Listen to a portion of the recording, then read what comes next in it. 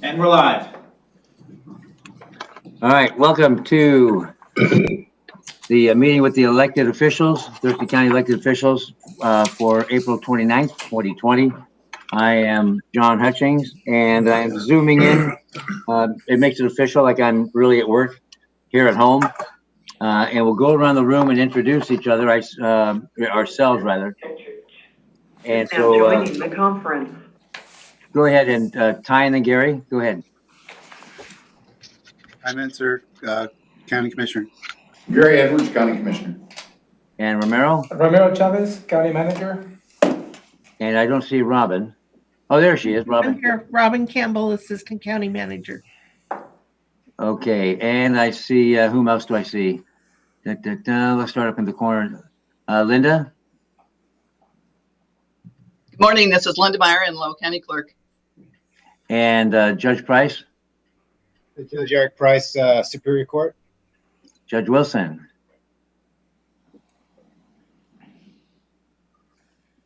Well, I saw your lips move, but you were muted. Yeah, that's still not working, Judge. I'm sorry. Yeah, your microphone is off, Judge. Perhaps.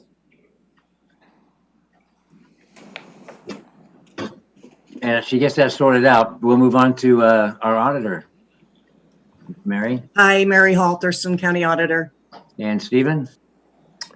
Good noon, everyone. Stephen Drew, Thurston County Assessor. Shelley? Shelley Slaughter, Director of Thurston County Public Health and Social Services. Judge Sam? Sam Meyer, District Court. Judge Jeff? Jeff Gadman, County Treasurer. Mary Ann? Mary Ann with Pretrial Services. And let's see, Christy? Christy Peters, Chief of Staff, Prosecuting Attorney's Office. Oh, I'll go, Christine. Go ahead, Chris. Hey, you guys. Yeah, I think you got covered, but Judge Christine Schaller and Susan? Good afternoon, Susan Strong, Executive Assistant to the County Prosecutor.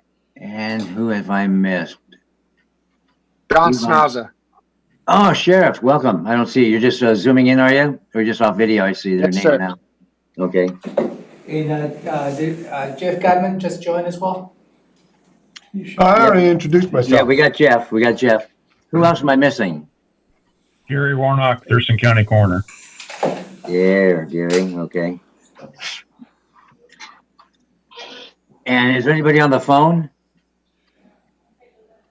Yeah, this is Darren Bennett, Financial Services Manager. Okay, thanks, Darren. Elizabeth Petridge. Tawny Thank Sharp, you. Clerk's Office. I'm sorry, who was that one? Tawny Sharp, Clerk's Tawny? Office. Thanks, Tony. That's left the conference. Denise Doty, Commissioner's Office. Yeah, there was two at the same time. Denise with the Commissioner's Office. Got it. And Kurt Hart, Emergency Services. Kurt, okay. Romero, did I miss anybody? I think you got it covered. Ooh. Okay. I believe we only have two things on the agenda, and one is, of course, the budget concepts, reduction concepts, and I think the other. Are we going to go through the guidelines, the public health guidelines for reopening and reengaging? Commissioner, the first item on the agenda is budget projections, and that's going to take most of the time this morning. Okay. Robin is going to walk through, she has a model that she presented to the board last week. Well, she will like to share that model with the elected officials. And also she sent this morning to all of us a potential 6-month savings strategies related to the budget. So this may take most of the time allotted for this meeting, maybe 45 minutes. And then in the last 45 minutes, I will walk through the guidance the health officer has provided to all of us related as to how we're going to be opening county facilities. Okay. So take it away, Robin. Thank you, Commissioner. So this morning, I'm going to try to very quickly walk through what we do and don't know at the moment about the economy, and then to share with all of you a model that we're using to try to get our heads around how much revenue are we going to lose. So I'm going to share my screen, and we will start with all right, so hopefully you are seeing a PowerPoint slide, and I'm just going to assume it's up there until someone tells me it's not. Yeah, it is there. Okay, great. So just very quickly, the task at hand is to ensure that what we spend over the course of this year and the next 2 years is not more than what we have. We need to continue to have stable conditions. And I love the background. So here's what we know. We don't know a lot, and that's a very uncomfortable place to be. But the few things that we do know is in 2009 and 2010, we only collected between 95 and 96% of the property tax levied that year. Now I'm comparing the levy to the amount that actually came in, and I know that the collections, we collect like a year or two or many years later for on a levy, you continue to collect. But just as a place to start, that's the percent that came in the down years. Also, at the start of the recession between 2008 and 2009, sales tax collections dropped 12.8%, and were very slow to grow back. In 2010, we saw less than 3% growth, and in 2011 was only 1.1% growth in our sales tax. 2012 had another decline. So sales tax dropped significantly and then was slow to grow. Here's what we know about what's going on right now. In 2020, in March, we know that lodging was down 62%. That's a few sectors that we have local information from. We know that almost 25,000 unemployment claims, new unemployment claims, were filed in the county in 5 weeks. We know that restaurant revenue makes up approximately 7%, or over $1 million of the sales tax that we collected in 2019. And we know that that's one of the hardest hit of our industries. Nationally, we know that restaurants reported 60% less revenue in the month of March. That's what we know. What we don't know is the things that we want to know the most. What's the shape of the recession going to be? How long, how deep? We don't have any real data yet on our revenue, how the county revenue is impacted. We won't see March sales tax until July or possibly later. We have no new information from the Economic and Revenue Forecast Council. We are not alone. We're not the only ones that don't know this stuff. Nobody knows this. So all of us are doing our best to address the financial situation when we don't know some of the most important facts. And we're not going to know, because the other thing that we do know is we know that to take a budget reduction in a short amount of time is much more painful than if we have more time to enact it. So we'll talk more about that when we talk about the cut exercise. But we're going to have to make some very difficult decisions when we're still in quite a bit of uncertainty. I'm getting asked, what about the federal money? Aren't we getting a lot of federal money? Especially since most of us know just yesterday, the county found out that we will receive $15.7 million from the Treasury and the Treasury funds. But so far, all of the federal grants and the state grants that have come in must be directly related to COVID-19 and all of it has to be on new spending. There is no allowance for lost revenue, and they're all coming in with non-supplanting clauses. And what that means is that anything we spend it on cannot have been planned for in our budget that was enacted prior to March 27.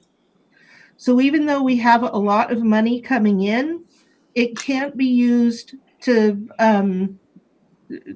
address the lost revenue and keep our budget whole.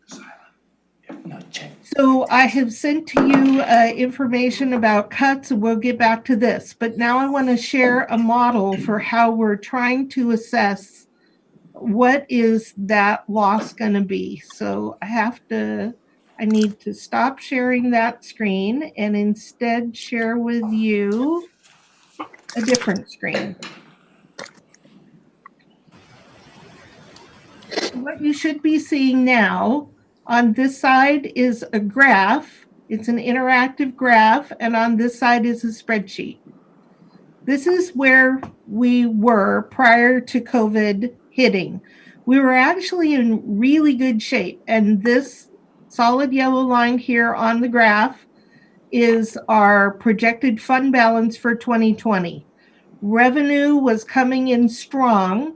Don't forget, though, that revenue in 2019 included over $4 million in tax accruals, but it still had a fund balance of about $20.5 million when we ended 2019 and we started this year.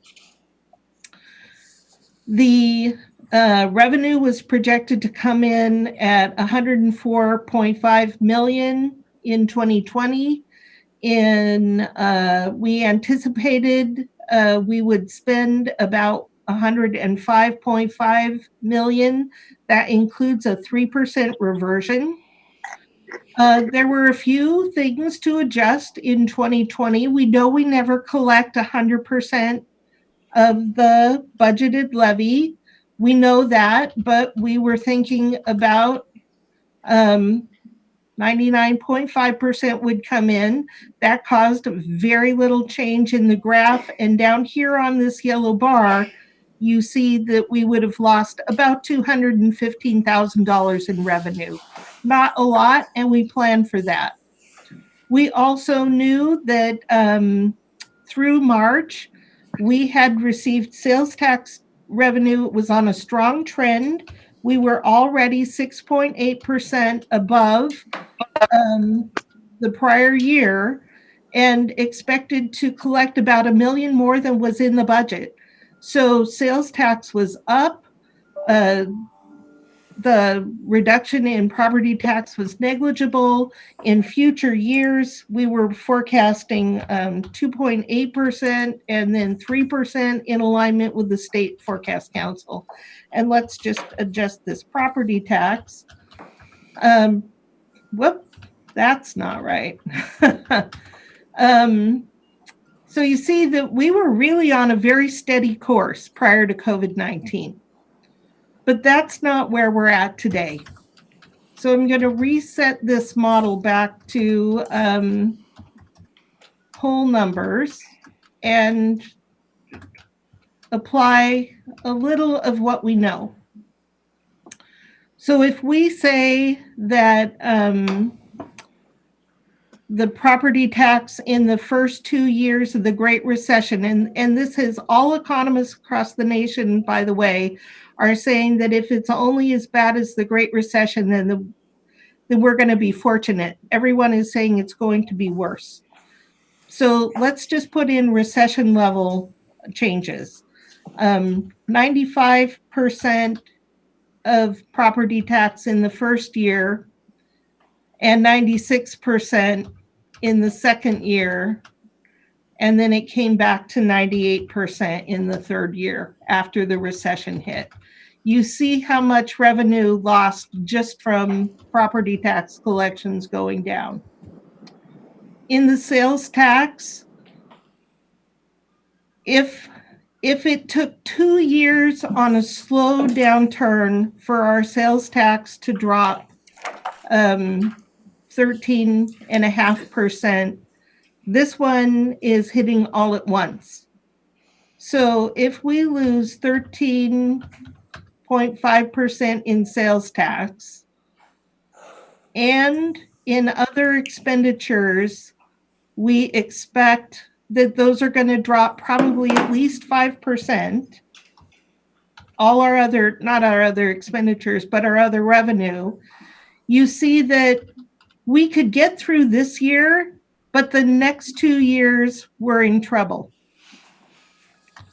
Especially when we put in that sales tax is probably not going to bounce back right away. Let's say that it only comes back, or that we actually would lose another 2% and then come back to even in the third year.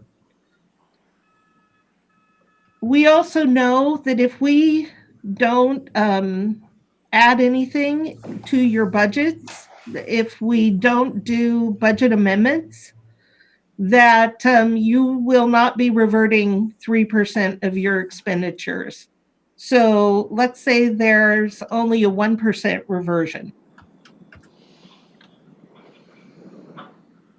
Then we barely make it to cash flow level this year, and right away in 21 and 22, we're in trouble.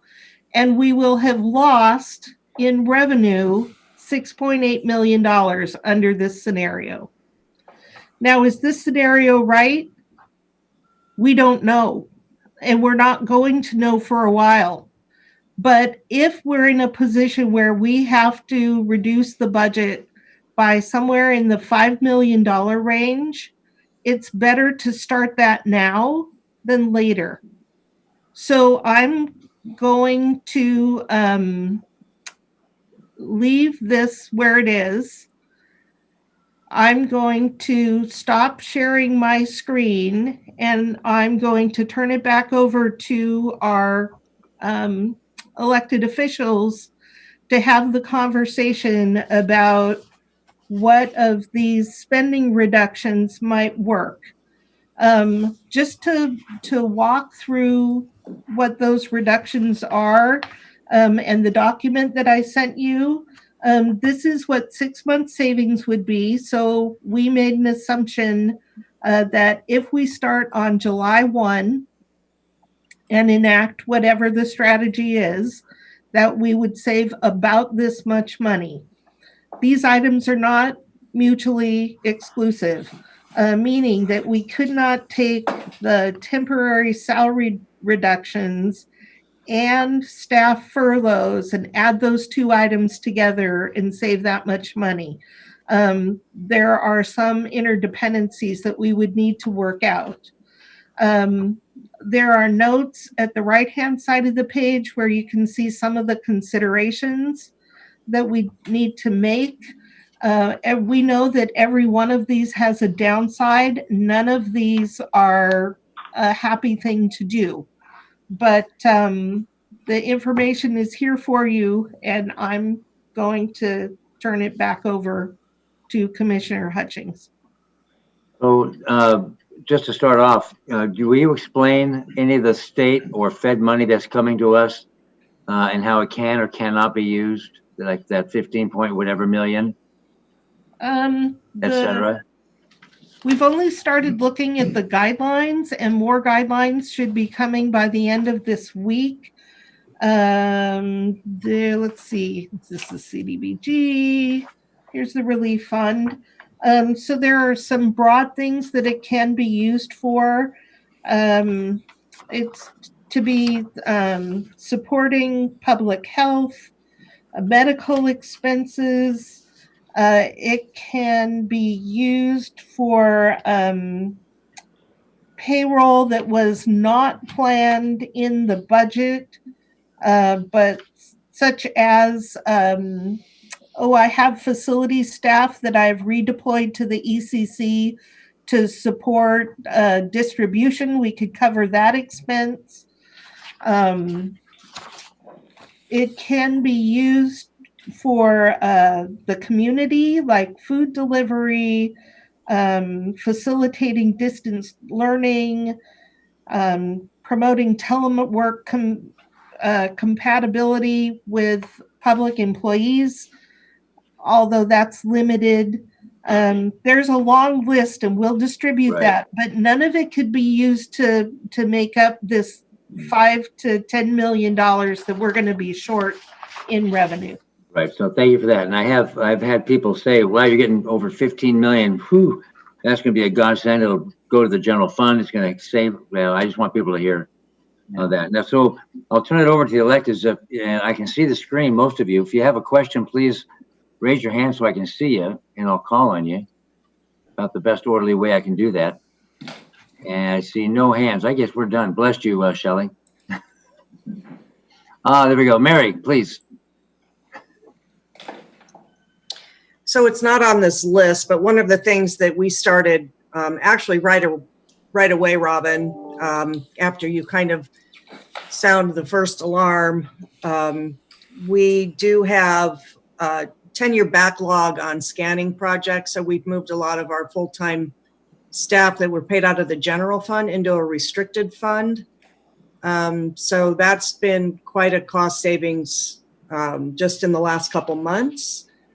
And I believe we'll be able to continue to do that. This fund is healthy enough. And this project is estimated to be about 10 years long. So I think we can save some general fund salary money by doing that this year and possibly into next year. So I think that shifting costs to restricted funds is possible, but it depends on what that restricted fund is. So Yes, this is allowable, and they are documented everything. So I know that can't be done in many funds, but in this fund, it's actually workable. And I know that the clerk has 2 positions out of that fund as well.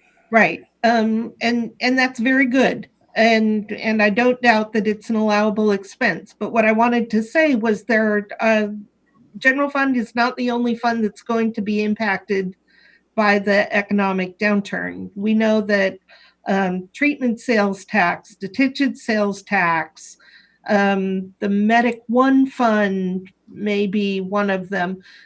They're supported by sales taxes, and that's what we're losing. So we're not only going to be making reductions in the general fund, we're looking at all our funds to see how much we actually need to cut. Okay, and for the record, I'd like to recognize we have Judge Ann Hurst has joined us, as well as Joe Wolf. So thank you for joining us. Any other hands for questions? Are you kidding? All right, Robin, go ahead. Then perhaps I could pose a question for discussion, and that is, which of these budget reductions would be your top 3 choices for how to go about a reduction exercise?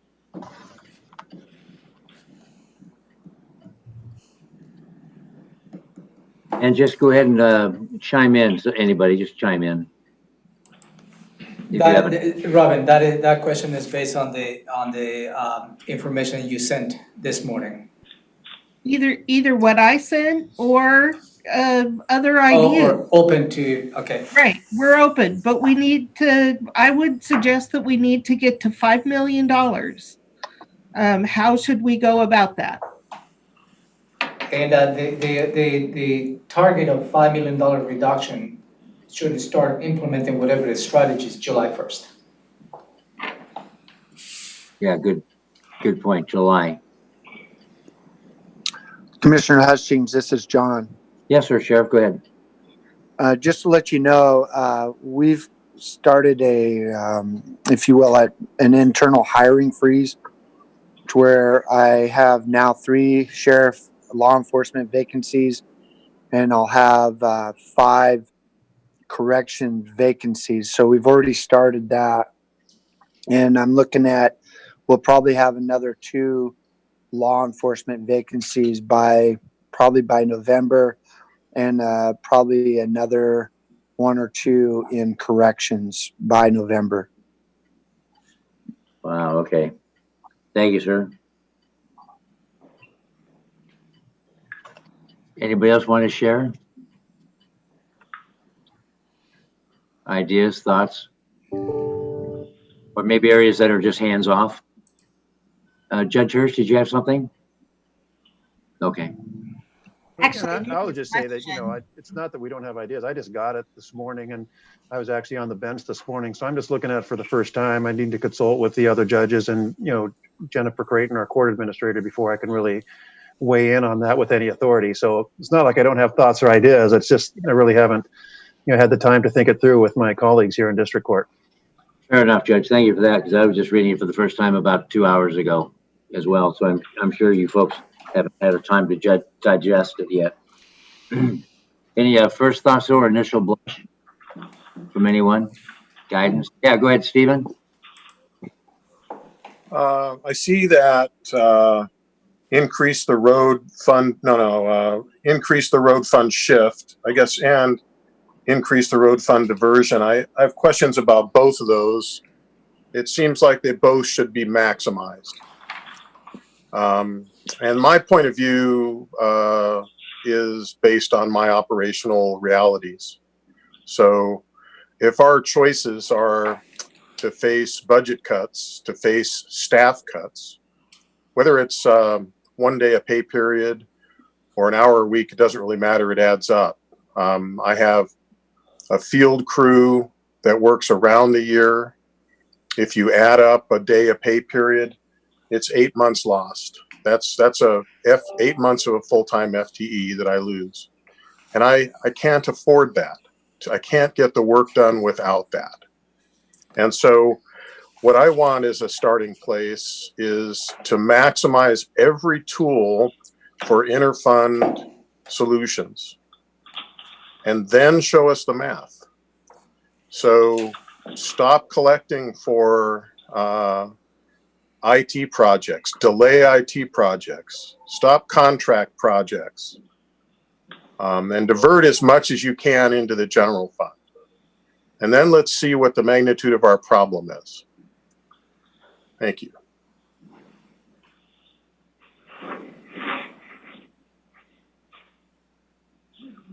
Yeah. Oh. Commissioner Hutchins, you're muted. I was muted. Go ahead, Jeff. Thank you. Thank you, Stephen. I think, the thing with any sort of staff cut is always, it is devastating to an office. And there's a lot of the offices that took cuts in 2009 that have not had positions fully restored. And I think that the reality is every single one of us is operating on absolutely the thinnest margin of staffing that we can to do what we're legally mandated to do. In 2009, most every office in the county eliminated anything that was not legally mandated as a duty. And there were some things that have come back since then. Most have not. So it's really, really difficult for any of us to look at this and say, yeah, there's an easy one or there's an easy one. So I agree. I think we need to maximize our revenue opportunities. We don't know what March and April and potentially May sales tax is going to look like until June, July, and August. But I do think that there is pent-up purchasing demand out there. And so I don't think it's prudent to look at a worst case loss of sales tax revenue. We will lose some. But as businesses start to reopen, I don't think like I said, I just don't think it's prudent to look at a worst case loss of sales tax right now.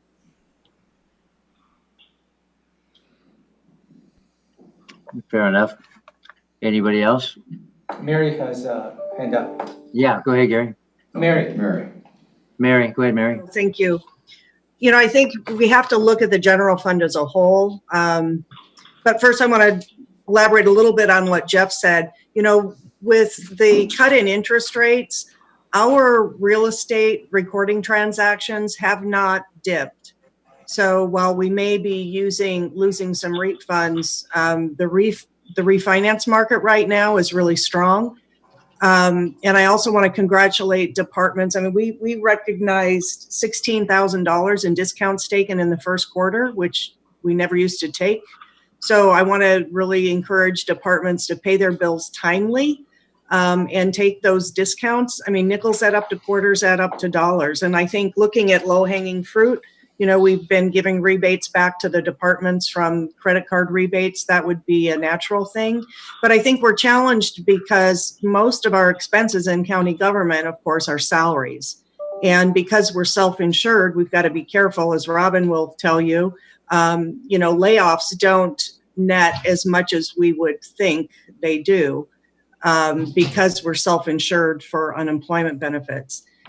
But and I look at all of these staff-related cuts, and I really think we should put this out to staff because it's really going to affect everybody in the county, including them. I mean, and it all has to be bargained as well. I mean, it would be interesting to see some type of, I don't know, doodle poll to staff that was anonymous and just say, you know, we want you to keep your job. What would be your choice out of these options? Because I'm hard pressed to say, oh, let's do this. I'm just not prepared to say this is the best option. All right. Other hands? Are there any other hands? Any just comments? Commissioner Edwards has. Okay, and then we'll get to Commissioner Edwards and then Jennifer. I guess what I want to point out, none of us want to make any cuts to our staff. I can understand that. But we're dealing with a new reality. And we really don't know where that's going to take us. And the treasurer brought up that maybe we weren't going to see as many cuts in sales tax as have been projected. And I guess we don't know that either. But I do know that there is one thing we can do to start our economic engine, and that is reduce the regulatory barriers, mainly for home construction and other construction activity that is overseen by CPID. So I don't know exactly how we would make that adjustment, but if we can get new construction, employees working, and get a building boom going, I know that's contrary to what some people feel should be followed with growth management. But that's the one thing, now that we have this point of destination on sales tax, so you buy a $50,000 package being delivered to your job site in unincorporated Thurston County to build that house with, we get the sales tax from that now. We didn't used to get that. So that's pretty common. We can build that up. We can also have employees that are working for these construction outfits. They're going to spend money when they get paid. That all helps. I think it's the one thing that we can do relatively quickly to bolster our sales tax income coming in from a revenue standpoint. So that just, we're gonna have to do something. So we're gonna have to give at some point, either employees or we're gonna have to give up some of the regulatory burden that we've placed that's unnecessary. And I believe we can do that without harming the environment in the least. So, all right, just a point of thought. All right, Jennifer Walker, and then back to Stephen. Thank you, Commissioners. Jennifer Walker, Public Works Director. I did hear the comment with respect to the road fund and maximizing the shift and diversion. And I guess I feel compelled to speak up for the road fund and just note that that money is designated specifically for the infrastructure of our community. We are already struggling with the revenue that we have to keep up with the 1,000 miles of road.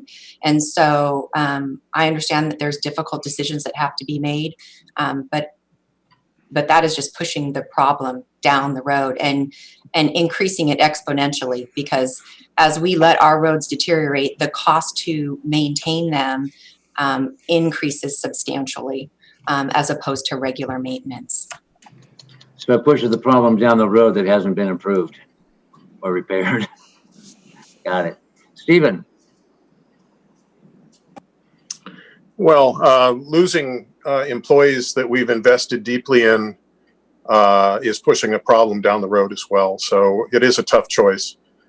I just wanted to explain a reality of consequence of times. When property values go down, the workload in my office goes up precipitously. And that is because we value property on January 1 of the preceding year. So the next time we send out reval notices, it's going to be the value of property as of January 1 of this year. And ever since then, the property values have been going down. And the consequence is that we're going to have a doubling roughly of appeals, more work, just as we're looking at cutting staff. And if you increase construction activity, more work in the assessor's office, just as we're cutting staff. Even though eliminating regulations may mean you can eliminate staff and save staff cost in the permit office, that doesn't net savings to the county. So it may generate some sales tax revenue, but new construction drives work, not just on the second floor, and fees pay for that work on the second floor and not in my office. And so every one of these choices has intended and unintended consequences.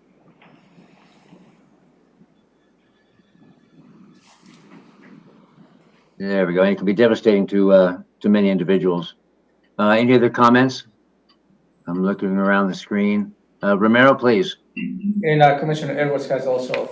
I'd just like to compliment what Jennifer said in terms of the transfer from the general fund. Right now, we're transferring $4.5 million.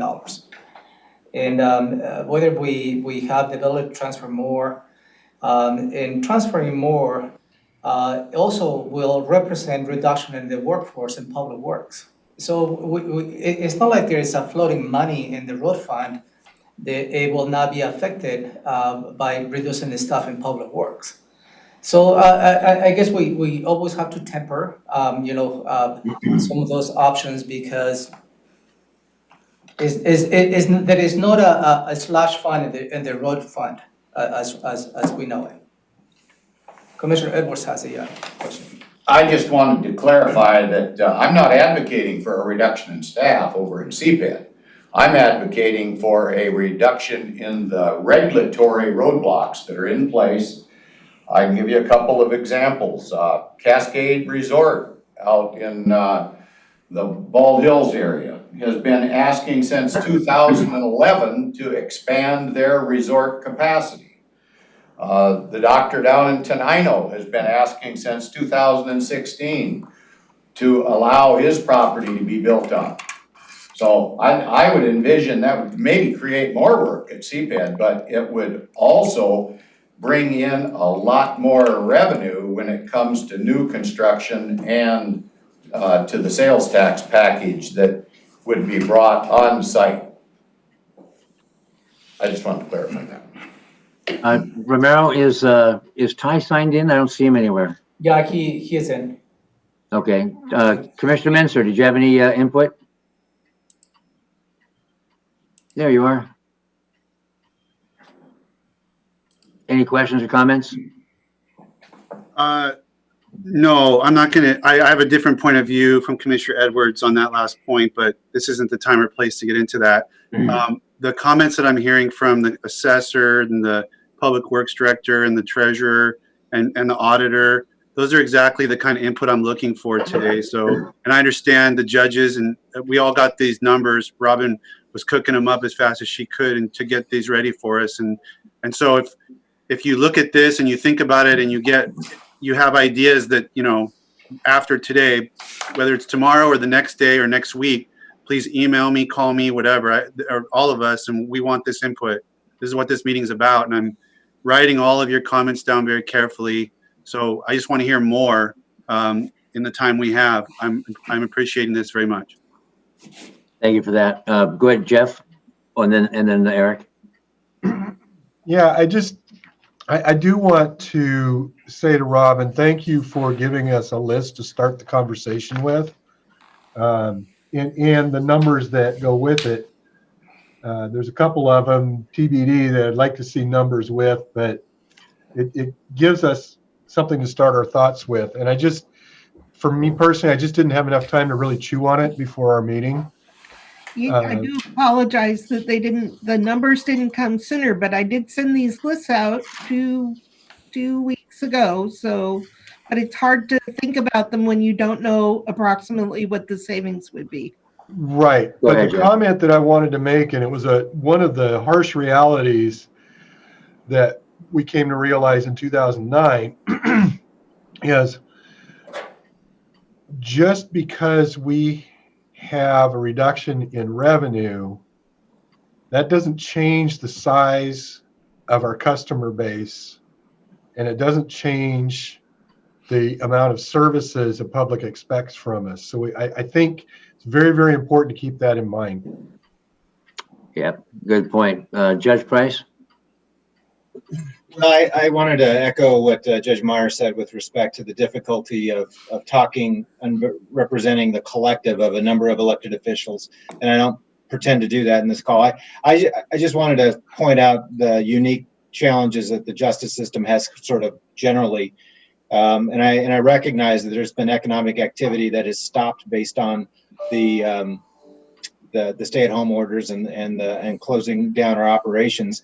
But the justice system has really just set up a dam, and all of the activity that generates the business of the justice system is continuing. Certainly, the sheriff knows that, and we've got double and triple the volumes of cases that are piling up and trials that are piling up, and it's hard to get your head wrapped around making cuts. And I know I'm echoing a number of the sentiments of others. It's hard to get your head wrapped around making cuts when we're looking at double, triple, quadruple volumes and trying to reconcile that with social distancing and courtroom challenges in that regard.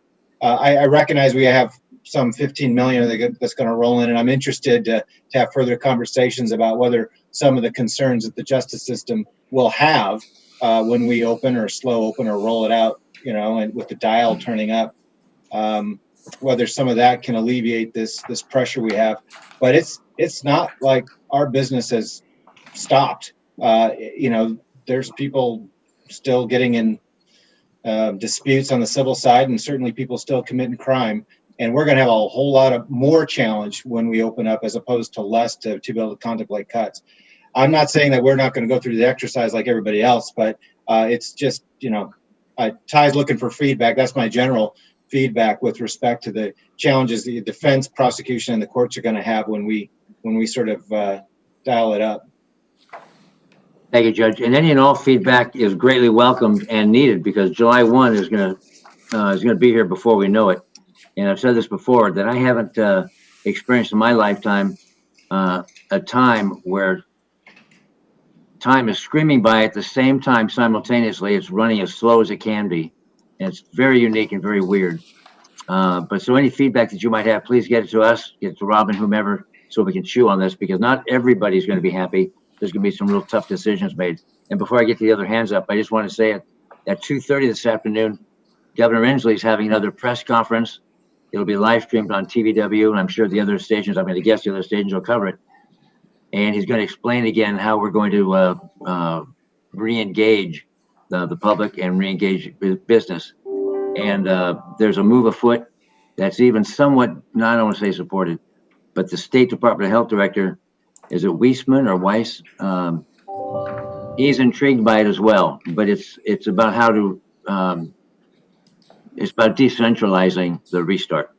And so it's going to be a meaningful discussion that'll be happening behind the scenes, but we got a tremendous amount of screen full of people right here that are smart and brilliant, and people behind the scenes are equally smart.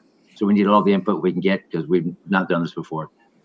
Judge Hirsch, where you had your hand up. I did. I just You're right. wanted to echo what Judge Price said and add that in addition to all of the criminal and civil cases, 45% of the work of the court typically includes family and juvenile issues as well. So that's another huge part of the system that hasn't slowed down at all. And with the new technology challenges, I think those are going to be even extra things for us to think about. Okay. Mary? Oh, did that it, Judge? Yeah, that was it. Thank you. You're welcome. Mary Hall? You know, when I think about getting through this year with staff reductions, I'm a little challenged because we've got a presidential election to conduct while at the same time trying to figure out how to do that in this COVID environment. And we have to make the assumption that there's going to be a rebound in November. So, you know, where my mind goes is how can we be as efficient as possible? And when I was reading this document, the memorandum about reopening, you know, I know we don't have a centralized purchasing department, but every single division is probably going to want extra garbage cans, Kleenex, hand sanitizer. And I would hope that we could, you know, utilize volume discounts and have one central ordering place, and maybe departments and offices could put in, you know, okay, this is what I need. And I know that's not going to be a huge saving to solve our $5 million challenge that we have in front of us. But I think we also need to start looking at where we can shave things that we would normally do and we're going to do anyway. But how can we become more efficient? Because this is going to be a challenge. And I know I've already gone through, I mean, I've laid out everything, every single line item in my budget, looking at where we can shave. Is this a want or a need? And I think, you know, we could all go through that exercise, but I think being as efficient as possible, moving through this pandemic can go a long way as well. Okay.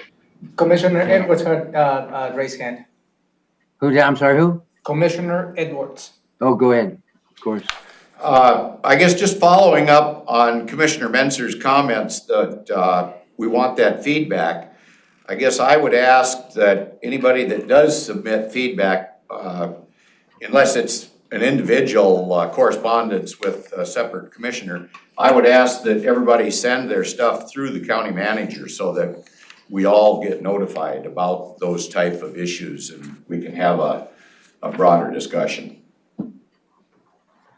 So there's a few people that haven't spoken yet, and I don't, I'm not putting you on the spot, but if you have a chance, if you want, now you have a chance to speak up. We only have about 11 minutes left. This is Joe Wolf, and I've been through like two of these at the state level, 2001, and then the Great Recession. And what we learned from the first downturn is that we have to apply some principles, and those principles have to protect us as well as they possibly can from those things that are the hardest to recover from. And one of the things that we learned in 2001 and applied in 2008 was the principle of retaining staff. It's very hard to recover from that. And I've heard a few folks talk about that. That is one of those things that proved to be very costly in 2001. And we tried to avoid in 2008. So I wanted to put that out there and ask if there were certain principles that folks wanted to adhere to as we go through this thought process on making these cuts.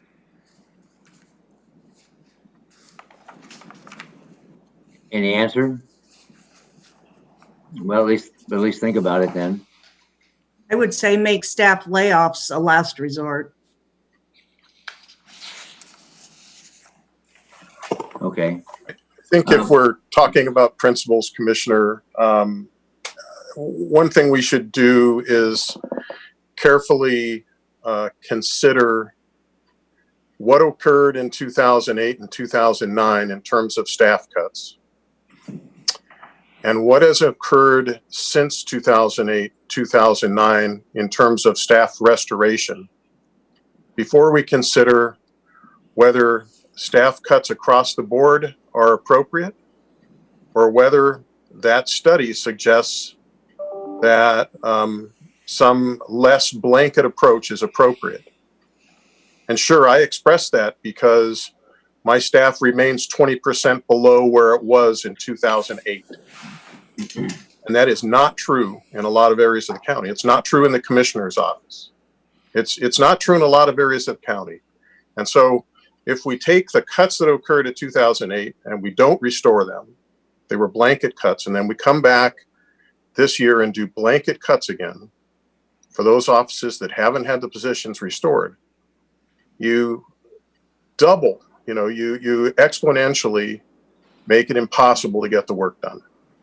And so there needs to be a very transparent, schedule of stats put out there for everyone to see and contemplate together. Thank you. And even with that, I believe that a surgical and strategic approach needs to be taken in every area, but especially if we're talking about staffing. And I don't believe in a one-size-fits-all approach either.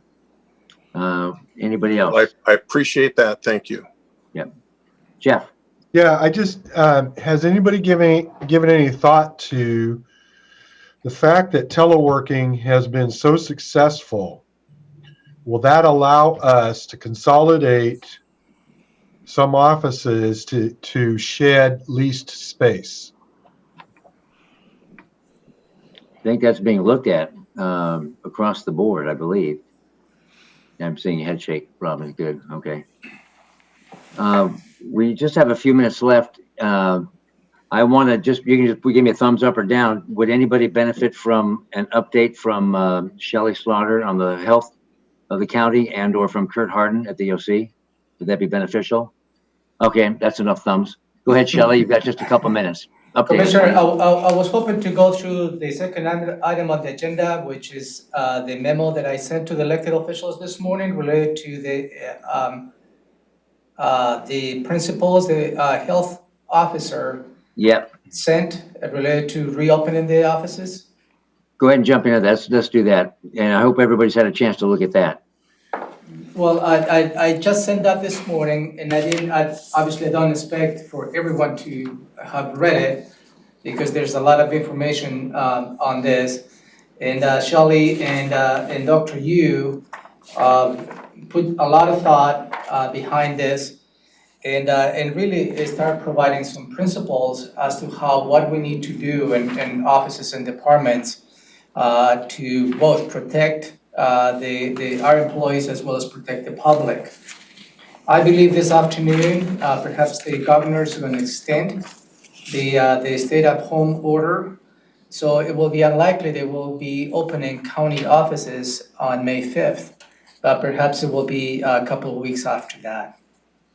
So I'd just like to encourage everyone on the screen, as well as the elected officials and directors, to read this guidance and start thinking as to how, because they know their operations in great detail as to how they are planning to implement this and how we as a county can support those efforts. Jeff talked about telecommuting. I believe telecommuting is going to be part of our, not just in near future, perhaps a long-term future. It will be too premature to see how effective that is at this point. Certainly is going to provide some benefits long-term and perhaps may result in lease reductions. But those are more long-term, but I think we need to address those more of a short-term related to the budget. So I will encourage you to walk through, to take a look at this. And I will probably give the last few minutes to Shelley just to walk us through a little more in detail this document and just frame that conversation as to how we're going to be opening county offices to the public here in the next 2 weeks. And you'll see in that list, thank you, Romero, you'll see in the list, nothing's earth-shattering and eye-opening, like, oh my gosh, I never thought of that. But it begs the question, the comment that Mary Hall had about centralized purchasing, because there'll be a lot of stuff that we'll have to buy for the county. Go ahead, Shelley. We have just a couple of minutes. Sure. Hi, everyone. Yes, as Ramiro stated, we expect that the governor will be making some some announcements about extension of the Stay Home, Stay Healthy order here shortly. There's going to be several phases. I have a draft of the governor's plan I'm reviewing today about what those phases will look like, and I would say that this guidance is very consistent with what I think we will also be seeing from the governor here shortly, and it will be a while. And until we have a vaccine or treatment, at least for the next year, this is going to be kind of our new normal. So the requirements set forth by the health officer are laid out here, maintaining a social distancing of at least 6 feet at all times. That is extremely critical. So one of the things that we do in our contact investigation and tracing that can make the difference between someone having to be quarantined or not has to do with whether they were in less than 6 feet of space with someone else that may have been infected. And we know now that this can be transmitted asymptomatically as well. So that 6 feet of social distancing is going to be really, really important. So it's going to take some creativity with all of our county facilities in order to do that. There's some suggestions in here. Dr. Yu, and I believe also the governor will be ordering universal face masks or cloth face coverings in public areas. And so Dr. Yu will be requiring that for us within the county. Sanitation for surfaces, hand hygiene, the mask and the covering of droplets is going to be very important. And then I'm sure all of you will have more questions about details around what to do when there is an employee or visitor to your office that has COVID symptoms or has a family member that's confirmed with COVID. So this document kind of spells that out a little bit.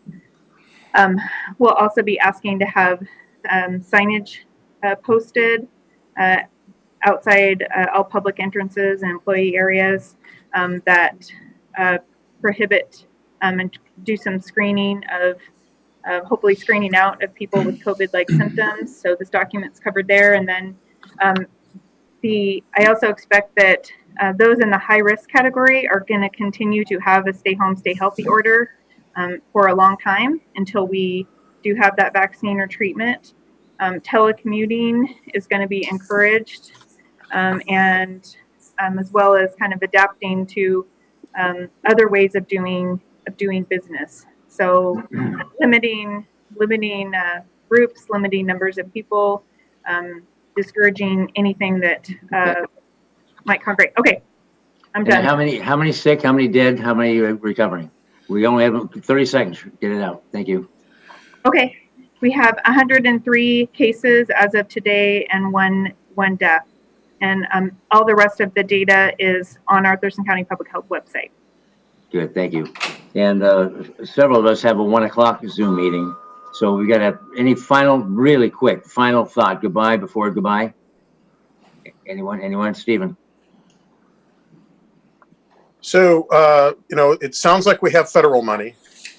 We do not yet have weekly and biweekly comprehensive cleaning of surfaces in the workplace. And we need that, even for the sparse staff that are there now, and certainly before we reopen.